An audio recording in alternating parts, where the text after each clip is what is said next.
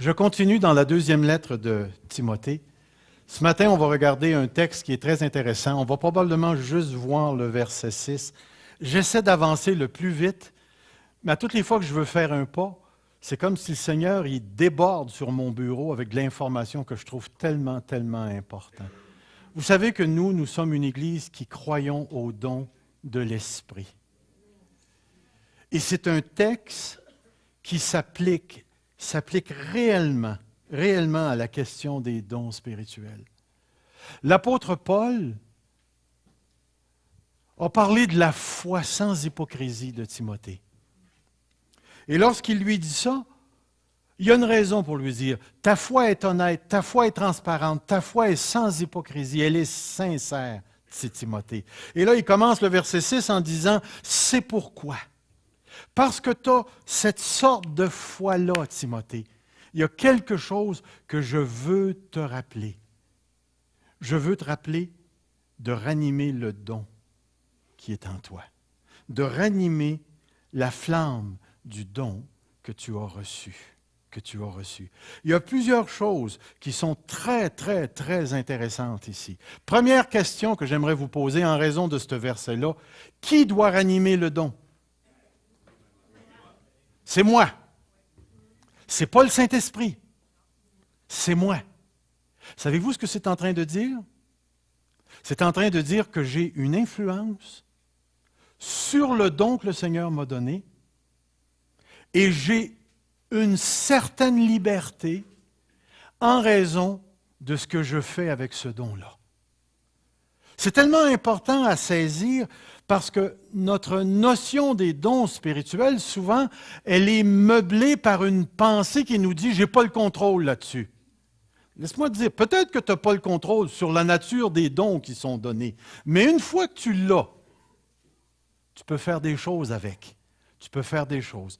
Est-ce qu'il y en a déjà ici des gens qui ont reçu des paroles de Dieu et qui ont choisi de ne pas les donner? Levez pas la main. Parce qu'après ça, je vais aller vous voir. Est-ce qu'il y a des gens qui ont déjà eu une traduction des langues et ils ne l'ont pas traduite, ils ne l'ont pas donnée ouvertement?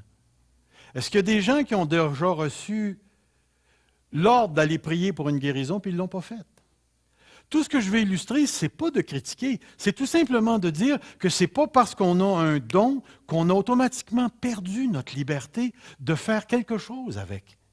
Et en même temps, ça nous donne une certaine compréhension du Saint-Esprit. Le Saint-Esprit est bien prêt à travailler, mais même si l'Esprit est prêt à travailler, l'Esprit n'enlève pas à celui ou à celle qui donne son don la liberté parce qu'il lui a donné un don. Et lorsque l'apôtre Paul regarde la foi de Timothée, il est en train de lui dire, « Timothée, tu as reçu quelque chose. Ranime-le, Timothée. Ranime-le. » C'est tellement, tellement important de réaliser cette dimension au niveau des dons spirituels. L'Esprit donne le don. Une fois que j'ai ce don, je peux faire ce que je veux avec. Moi, j'ai connu des gens qui ont eu réellement le don d'enseigner. Et ce qu'ils faisaient avec cet enseignement-là, avec ce don-là, c'était de tuer les chrétiens. Et j'ai connu d'autres gens qui ont le don spirituel d'enseigner et qui ont vraiment travaillé à l'édification de l'Église de Dieu. La tendance d'un don est souvent contrôlée par l'orientation du caractère d'une personne. Et c'est tellement, tellement important à réaliser que dans la parole de Dieu, les dons ne font pas la loi. Les dons sont donnés pour édifier, pour construire. On va le voir un petit peu plus particulier avec le don de prophétie tout à l'heure. Mais rappelons-nous de ceci, que nous avons une grande liberté et nous avons une responsabilité qui nous est donnée par le fait que le Saint-Esprit nous donne des dons spirituels. Et que j'ai la liberté de m'en servir bien souvent, et j'oserais dire à ma guise.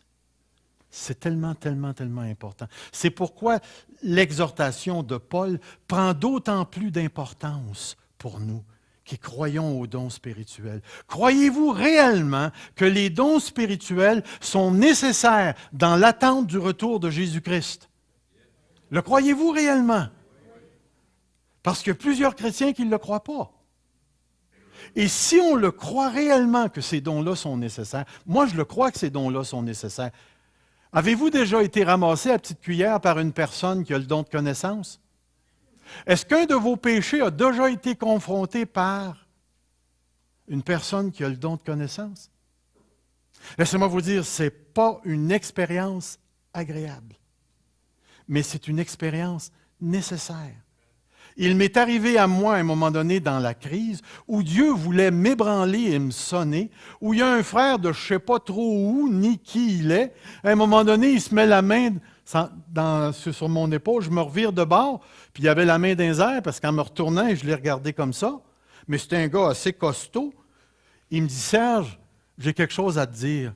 Et quand il m'a dit ce qu'il m'a dit, savez-vous comment je me suis senti? Je me suis senti comme un gars qui avait plus de linge, complètement plus de linge, et qui cherchait un arbre pour se cacher.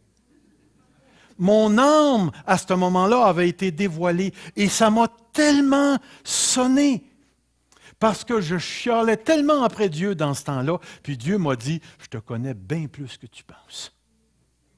Et que ça m'a sonné. Et je suis convaincu que ce gars-là était envoyé par Dieu pour me demander d'arrêter de chialer. Puis Dieu m'a montré qu'il connaît les cœurs et qu'il est capable de révéler les cœurs quand il veut, par qui il veut. Je vais vous le démontrer tout à l'heure. Mais il y a une chose qui est importante lorsqu'on regarde ce texte ici. Regardez dans les versions que j'ai placées devant vous, la manière dont le verset a été traduit.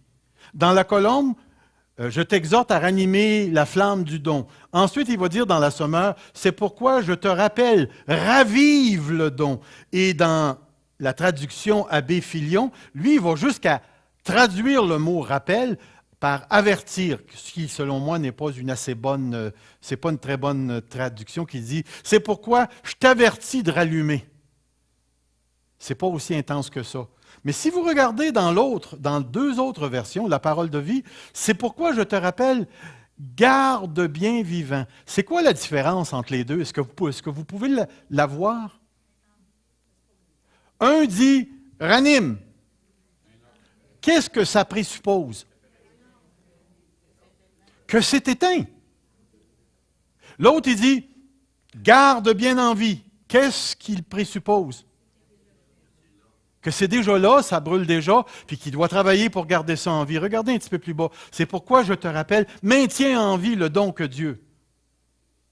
Voyez-vous, la difficulté avec ce texte, puis les traducteurs ne peuvent pas mettre les deux possibilités dans un même verset, c'est que le verset peut être interprété dans le sens où l'image de Timothée qui nous est présentée, c'est l'image d'un homme qui a fait le ministère avec Paul, mais là, son mentor est en prison, Paul est à l'église, Timothée est à l'église d'Éphèse, il y a des faux docteurs qui se lèvent dans l'Église, Paul n'est pas là, Paul écrit une lettre, et ainsi de suite. Timothée a des doutes dans sa foi, c'est pourquoi l'apôtre Paul met l'emphase sur la foi sincère, et là, Timothée se sent découragé, et là, Paul lui dit, écoute Timothée, il ne faut pas que tu lâches, il faut que tu ranimes la flamme.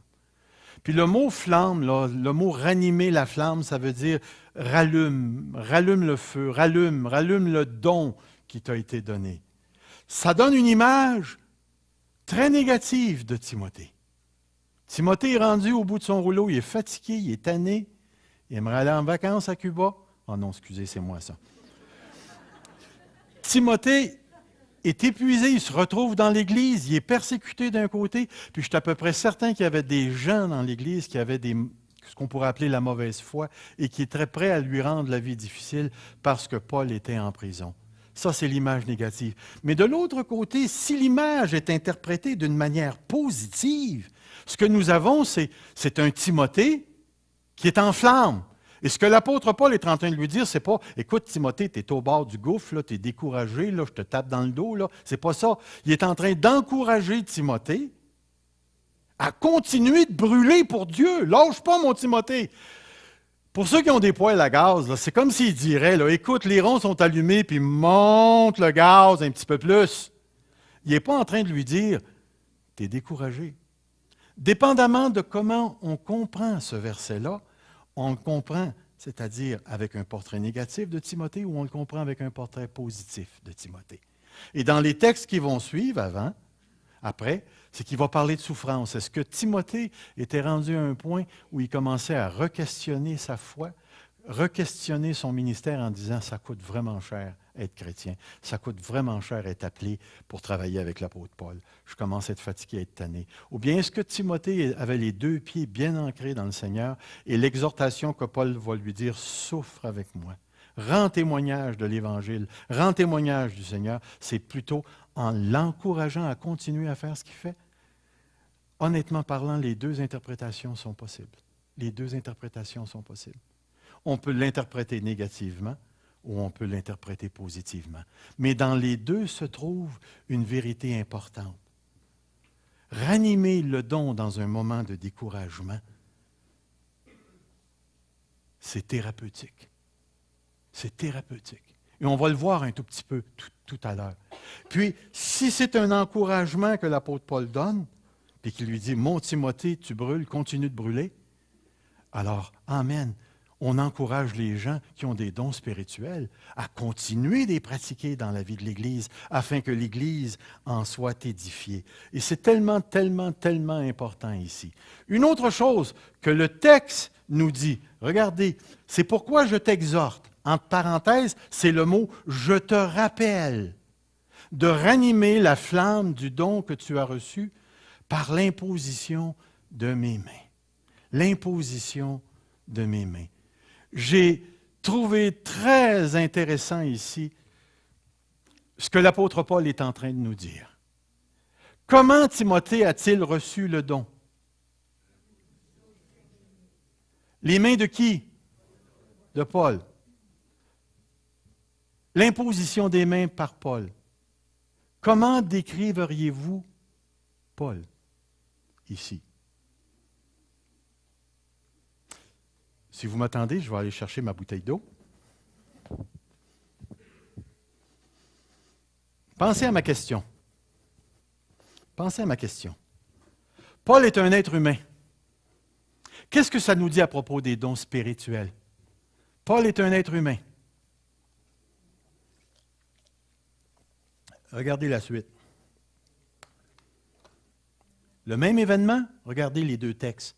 Dans 1 Timothée chapitre 4, c'est marqué « Ne néglige pas le don qui est en toi et qui t'a été donné par prophétie avec l'imposition des mains de l'Assemblée des Anciens. » Est-ce que c'est le même événement dont l'apôtre Paul parle? C'est tout à fait possible. Est-ce que Paul faisait partie de l'Assemblée des Anciens qui a imposé les mains à Timothée? Ou est-ce que c'est deux événements séparés où à un moment donné, Timothée a reçu, le mot le dit bien, le don qui est en toi et qui t'a été donné par prophétie avec l'imposition des mains. Et dans l'autre, c'est marqué « Ranime le don que tu as reçu par l'imposition de mes mains ». Si ces deux événements, c'est bien correct, la même vérité est transmise, mais il y a quelque chose que vous devez saisir qui, je crois, est important pour nous ce matin. Dans les deux textes, les dons sont donnés par un agent humain. Pensez-y bien. Les dons sont donnés par un agent humain. Par un agent humain. Et c'est pourquoi j'arrive ici. Nous retrouvons 3 mentions dans le Nouveau Testament où les dons nous sont dits être donnés par un agent humain. On a les 2 versets qu'on a vus et on a également le verset dans Romains chapitre 1, 11 qui dit « Je désire en effet vous voir pour vous communiquer ». Dans le grec, distribuer, impartir un don spirituel afin que vous soyez affermis. Afin que vous soyez affermis. Et ce que je trouve intéressant dans le verset 11, c'est que l'apôtre Paul arrive à l'église de Rome, il regarde l'église, puis il dit « Vous avez besoin de ce don-là, vous autres les Romains. » Ça peut être le don de guérison, le don de sagesse, le don de leader, parce qu'il y a un don de leadership aussi, le don d'administration, vous avez peut-être besoin du don. Mais moi, ce que je veux, c'est vous communiquer un don spirituel, afin que vous soyez affermis. Et en même temps, il nous donne la raison pour laquelle le don est transmis, pour l'affermissement des enfants de Dieu. Les dons jouent un rôle fondamental, non seulement dans l'édification, le développement, mais aussi dans l'affermissement de la parole ou de l'assemblée. C'est important de saisir que Dieu se sert des humains pour que son esprit transmette des dons. Et c'est pourquoi j'ai appelé ça un morceau de théologie ici. Nous savons parfaitement, que l'Esprit de Dieu peut distribuer les dons spirituels. L'Esprit peut directement donner à une personne des dons spirituels pour que cette personne serve et participe à l'édification de l'Église. Mais de l'autre côté, l'être humain peut être utilisé par l'Esprit de Dieu comme un intermédiaire dans la distribution des dons. J'aimerais savoir ici, y a-t-il des gens ici qui ont reçu le don des langues en même temps que l'imposition des mains ou par l'imposition des mains? Est-ce qu'il y en a qui ont déjà eu ça ici? Il y en a 1, 2, 3. Chanceux. Il y en a d'autres qui l'ont reçu directement du Saint-Esprit. Pourquoi est-ce que le Saint-Esprit fait ça? C'est son problème. Je ne le sais pas. Mais dans certains cas, ce qu'il veut, c'est que la personne ait un humain entre elle et l'Esprit de Dieu. Et l'Esprit de Dieu passe par la personne pour parler à la personne. D'ailleurs, tous les dons sont comme ça. Le jour où tu reçois un don, c'est l'Esprit qui passe par toi pour une autre personne. Mais dans le cas de la transmission des dons, la parole de Dieu nous démontre clairement qu'il est tout à fait possible qu'un être humain soit utilisé par l'Esprit pour distribuer les dons. Et là, il y en a, les cessationnistes, ils vont nous dire, c'est Paul qui a imposé les mains. Et là, comme Paul est un apôtre, puis que les apôtres sont morts, les dons ne peuvent plus se distribuer. Mais dans l'autre texte, c'est marqué par l'Assemblée des anciens. Alors, est-ce qu'il y a juste les anciens qui peuvent transmettre des dons spirituels?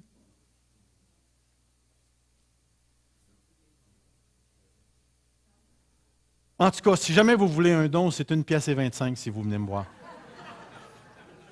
Je ne sais pas si vous voyez l'idée. C'est tellement, mais tellement important qu'on saisisse, parce qu'au fur et à mesure que le Seigneur Jésus-Christ va développer son œuvre ici à Granby et dans les environs, plusieurs d'entre nous vont être utilisés par l'Esprit de Dieu pour bénir d'autres chrétiens. Et l'Esprit va passer par vous pour transmettre ces bénédictions. Et à l'intérieur de ces bénédictions, il va y avoir des dons spirituels qui vont être transmis dans le but d'édifier l'Église de Dieu. Et c'est tellement important qu'on saisisse ces réalités-là, de manière à ce que notre compréhension des dons spirituels ne s'arrête pas à quelques conceptions qui peuvent être vraies, mais soit limitée à l'intérieur d'une boîte, de telle manière que lorsque l'Esprit voudra faire quelque chose par nous, nous bloquerons l'Esprit parce que nous croyons peu ou nous croyons ce que nous croyons. La parole de Dieu nous demande de nous élargir. Je crois réellement que la parole de Dieu est notre guide et qu'à travers ce qui s'est passé dans l'Église du premier siècle, on retrouve les guides qui nous sont nécessaires pour continuer à attendre la venue du Seigneur Jésus-Christ avec une Église qui est préparée pour son retour et qui fait l'œuvre de Dieu. Mais il y a une autre chose que j'aimerais vous montrer ici. Et quelque chose de tout à fait particulier.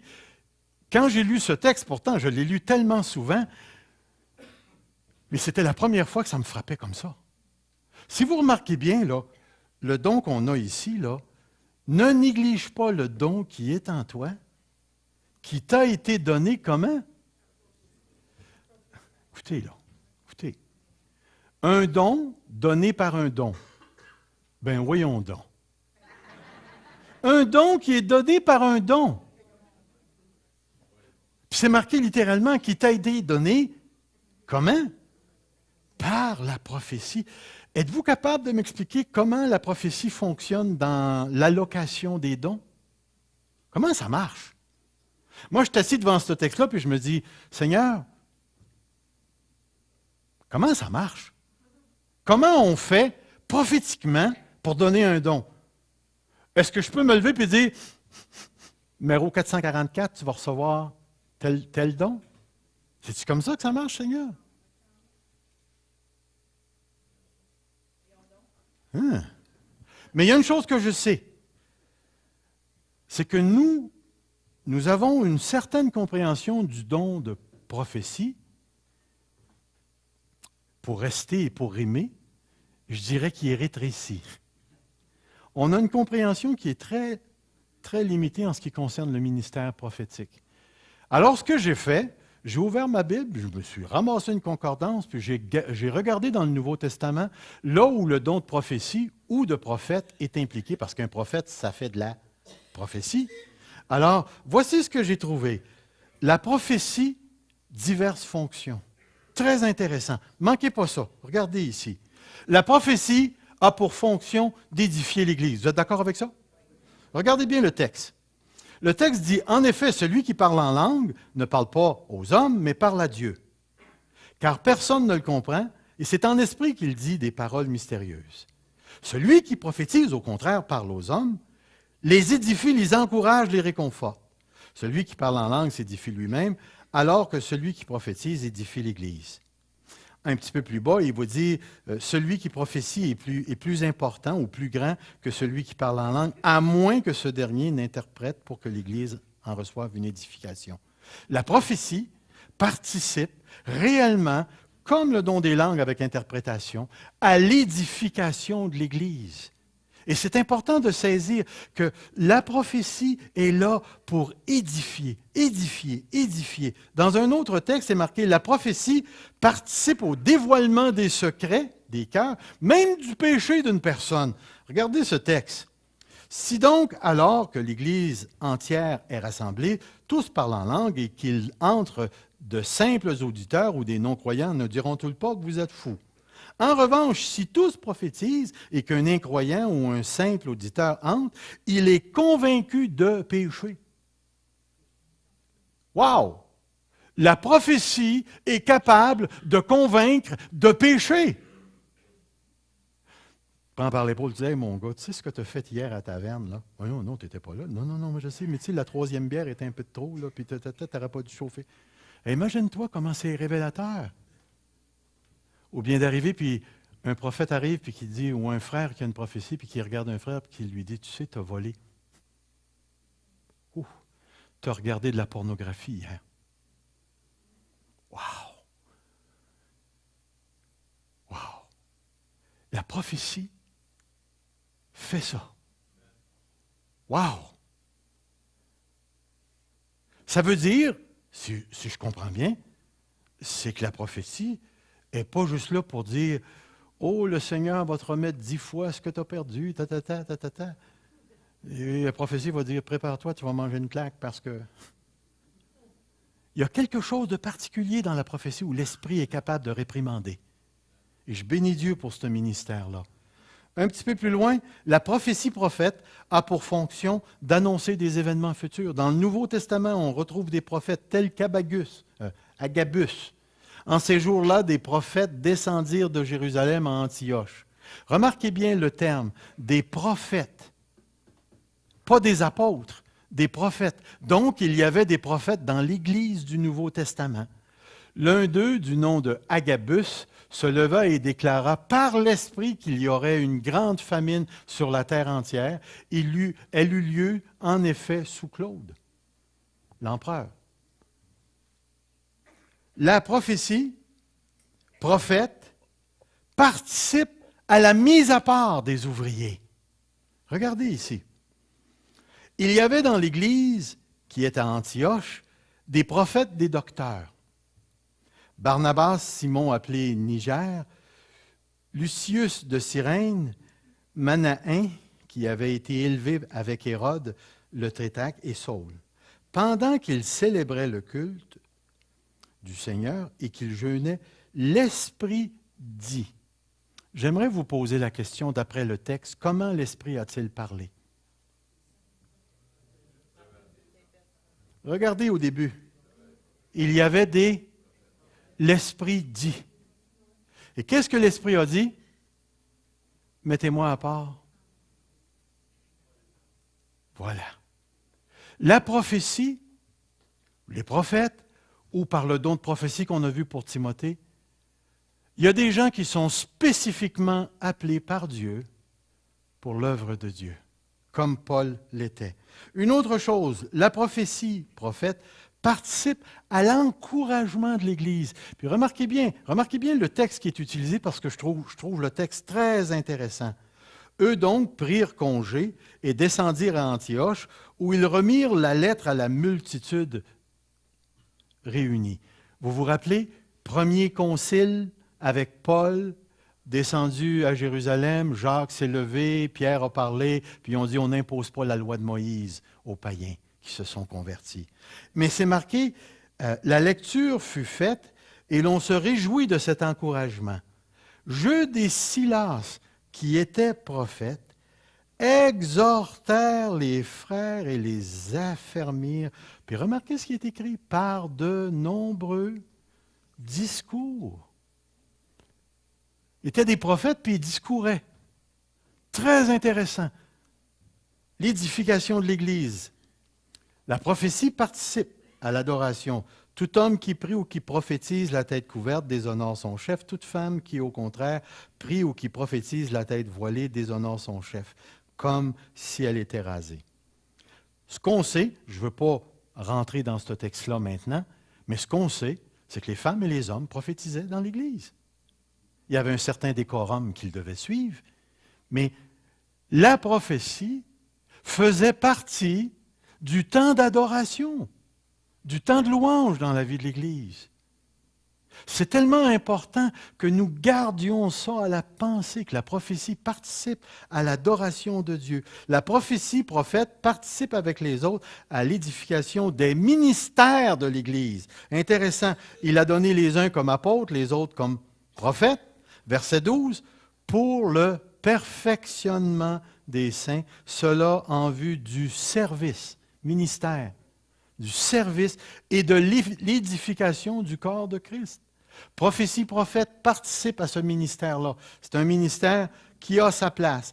La prophétie participe à l'édification individuelle des croyants. Remarquez ici ce qui est écrit. La recommandation que je t'adresse, Timothée, mon enfant, selon les prophéties faites à ton sujet. Donc, la prophétie est capable de cibler un grand groupe, mais la prophétie est aussi capable de cibler une personne en particulier. Puis vous remarquerez une chose, c'est marqué « les prophéties faites à ton sujet ». Ça veut dire que Timothée en a reçu plus qu'une. Alors, on se rend compte que le ministère de prophétie est impliqué dans une multitude de choses, et même dans les événements internationaux. On retrouve un certain texte dans le livre de l'Apocalypse que je trouve très, très intéressant. Puis on me dit, il faut que tu prophétises de nouveau sur beaucoup de peuples, de nations, de langues et de rois. Et en bas, c'est marqué, je donnerai à mes 2 témoins le pouvoir de prophétiser revêtus de sac pendant 1260 jours. Et si vous regardez le contexte, ces 2 prophètes doivent parler à toutes les nations. Maintenant, qui sont ces 2 prophètes? On s'en reparlera quand on fera une étude approfondie sur le livre de l'Apocalypse au ciel. Et là, je pourrais vous dire c'est qui. Mais savez-vous ce que je réalise? Je réalise que notre compréhension du don de prophétie est souvent beaucoup trop compliquée, beaucoup trop restreinte dans certains cas. La prophétie, d'après ce que je peux voir dans le Nouveau Testament, n'avait pas nécessairement le même rôle que dans l'Ancien Testament. Dans l'Ancien Testament, on retrouve « Ainsi parle l'Éternel ». Vous remarquerez une chose, dans le Nouveau Testament, on ne retrouve pas ça. Il n'y a pas personne qui dit « Ainsi parle l'Éternel » dans le Nouveau Testament. La prophétie n'est pas au même niveau et n'a pas la même autorité que l'Ancien Testament. Parce que dans l'Ancien Testament, lorsqu'un prophète parlait, « mon ami, si tu avais malheur de juger, tu passais au cash si tu l'avais mal jugé. » Puis si un prophète osait faire une prophétie, il n'y avait pas à lui dire « OK, tu as bien essayé, mais tu n'étais pas dedans. » C'est ce que Dieu demandait. Tandis que dans le Nouveau Testament, la prophétie peut être donnée même à tour de rôle. Et c'est marqué que les prophètes, lorsqu'ils sont en train de prophétiser, un peut se lever, ça veut dire que celui qui est en train de parler se ferme et s'assoit. Donc, ça ne veut pas dire que sa parole est oubliée, mais ça veut dire qu'il arrête de parler, puis ce qu'il avait à dire est mis de côté pendant un certain temps. Puis en plus de ça, on doit juger les prophéties, les évaluer. Alors, mais il reste quand bien même que la prophétie jouait un rôle particulier dans la vie de l'Église primitive, de l'Église du début. Alors, à la fois on retrouve des restrictions dans la manière dont c'était fait, et en même temps on retrouve toutes sortes d'ouvertures où le ministère de prophétie jouait un rôle bien particulier et important et efficacement aussi dans la vie de l'Église auprès des gens, pour mettre les gens en part, pour partir des ministères, pour soutenir, pour encourager, pour bénir, pour dévoiler les cœurs. C'est un ministère important ici. Et lorsque Paul lui dit « Je t'exhorte à ranimer le don qui est en toi, que tu as reçu par l'imposition de mes mains, ou que tu as reçu par la prophétie, avec l'imposition des mains du collège des anciens », il est en train de nous dire quelque chose de très important. Le Saint-Esprit était personnellement impliqué dans ton appel. Maintenant, la question que je pose ce matin, quel est le don que Timothée devait ranimer? Est-ce que vous le savez? Quel était le don que Timothée devait ranimer? Peut-être. La foi, ce n'est pas un don, dans le sens de don spirituel? Regardez bien. Première interprétation que je trouve un petit peu exagérée ou banale, ou en tout cas qui, selon moi, manque le tir, il s'agirait de l'un des dons dans 1 Corinthiens 12. Cette interprétation ouvre la porte à la spéculation. Les partisans d'un tel don favorisent ce don. Les autres feront de même pour leur don qu'eux autres préfèrent. Alors, cette interprétation est donc possible, mais très peu probable. C'est-à-dire que si moi, je suis un vendu au don de générosité, alors je me dis, Timothée, il a certainement arrêté d'être généreux, puis là, il faut qu'il ranime sa générosité. Ceux qui sont les partisans du don des langues, ils vont dire, il a arrêté de parler en langue, il faut qu'il recommence. Puis ceux qui croient au don des miracles, ils vont dire, bon, ben, il a arrêté de faire des miracles, il faut qu'il recommence. Ça devient de la pure spéculation. La deuxième, qui est aussi une spéculation, mais peut-être un petit peu plus par cet écrit, il s'agirait du don d'évangéliste. Il est écrit, certains commentateurs, comme Mounce en particulier, pensent qu'il s'agit du don d'évangéliste, mais c'est écrit, mais toi, sois sobre en toutes choses, supporte les souffrances, fais l'œuvre d'un évangéliste, remplis bien ton ministère. Est-ce que Paul est en train de dire, parce que c'est associé au fait que Timothée va devoir rendre témoignage au milieu de la souffrance, alors lui déduit que Timothée avait reçu le don d'évangéliste et puis Timothée devait continuer à rendre témoignage, donc Timothée avait arrêté d'évangéliser ou Timothée, la partie positive, évangélisait, puis là Paul lui dit évangélise encore plus. Continue de mettre du bois sur le feu.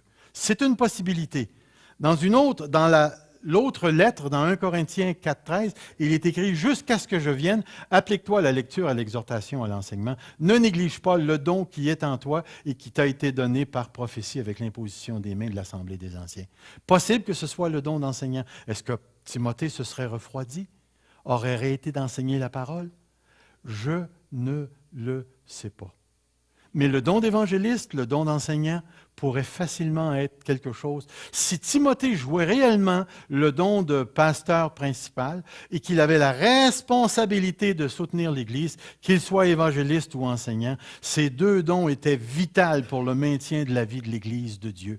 Et ça se pourrait que Timothée ait pris un coup de froid, comme on pourrait dire, par rapport aux événements qui l'entouraient, parce que la persécution dont l'apôtre Paul était l'objet était une persécution suite à l'incendie de Rome, et les Romains étaient postés un peu partout, puis peut-être que Timothée s'était refroidi, peut-être que Timothée avait peur, parce que le verset qu'on va voir la prochaine fois, c'est marqué « Dieu ne nous a pas donné un esprit de... » Laissez-moi vous dire, le mot timidité, on devrait arracher ça de nos Bibles. Ce n'est pas un terme assez fort. Je vais vous en parler quand on va arriver là. Mais ce qui est important ici, ce qu'on doit retenir pour nous ce matin, c'est que les dons spirituels, ce n'est pas des farces, ce n'est pas des options, c'est des choses que l'Esprit de Dieu veut dans son Église. Et non seulement il les veut dans son Église, mais il les veut actifs dans son Église. Et l'apôtre Paul savait très, très bien que le ministère ne se fait pas par la force humaine. Vous avez déjà vu ça, un évangéliste purement humain? Ça ne donne pas grand-chose, mais ça ramasse beaucoup d'argent. Yeah. C'est tellement important de réaliser la place. Et c'est pourquoi ici, je dis, comment ranimer un don? Comment on fait ça, ranimer un don?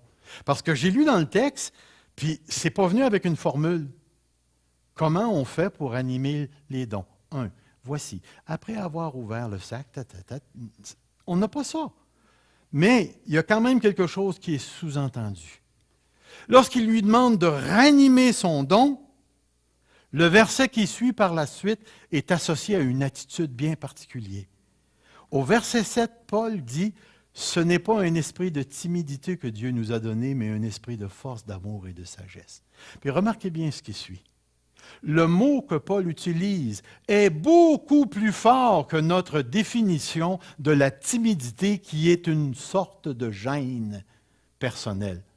Le mot veut dire lâcheté, couardise, de la poltronie. Poltronie, ça n'a rien à voir avec les poules, la poultrie, là. Un poltron. Regardez comment j'ai traduit. Le mot veut dire lâcheté. En français québécois, nous avons une expression qui dit un pisseux. Oui, oui, qui provient de l'image de chien qui, devant le stress ou le danger, urine sur le plancher. C'est exactement le terme. Un pisseux, c'est un peureux, c'est un lâche.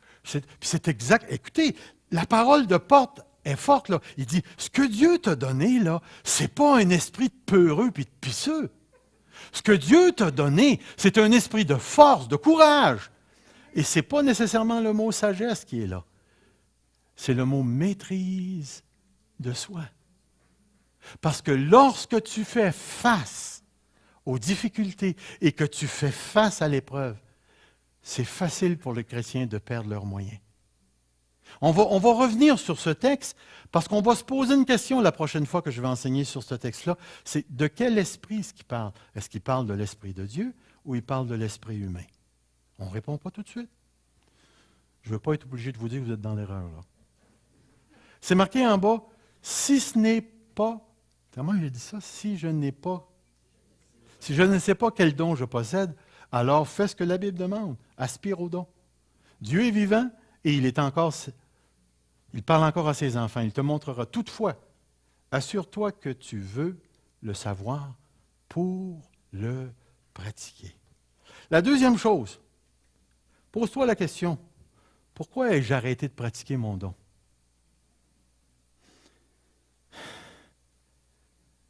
Trouve la réponse et repens-toi.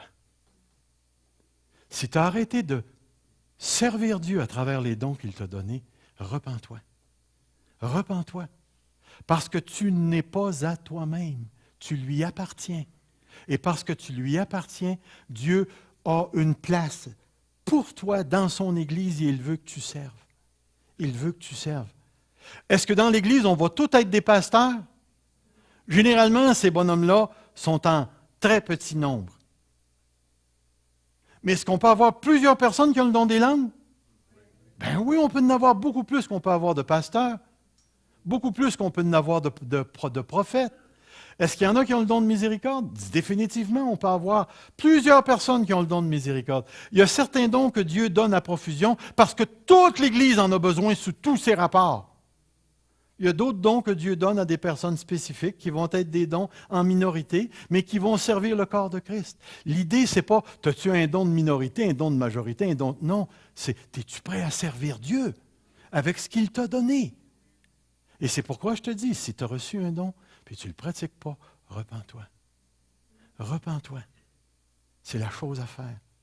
Et ranime le don qui t'a été donné. Rallume cette flamme-là. Oui, mais comment?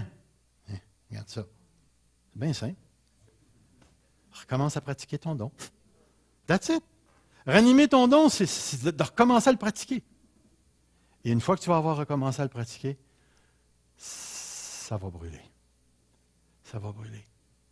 Alors, je ne sais pas tous les dons que Dieu vous a donnés. Servez Dieu. Cherchez sa face. Aspirez. Il me reste une question que j'aimerais vous dire en juste quelques minutes. Et la question me ramène ici. L'apôtre Paul ramène Timothée dans le passé puis lui dit, rappelle-toi du don. Je te rappelle de ranimer le don. Pourquoi est-ce que l'apôtre Paul ramène Timothée dans le passé? C'est très, très simple, parce que c'est marquant. Il y a quelque chose que Dieu a fait dans le passé. Vous rappelez-vous le jour où vous avez été sauvés? Vous rappelez-vous réellement le jour où vous avez été sauvé?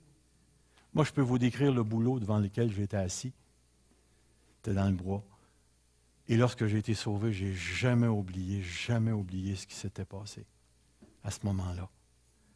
Est-ce qu'il vous a déjà arrivé d'avoir des moments vraiment difficiles et tout d'un coup, vous étiez ramené par un moyen quelconque au jour où vous avez été sauvé?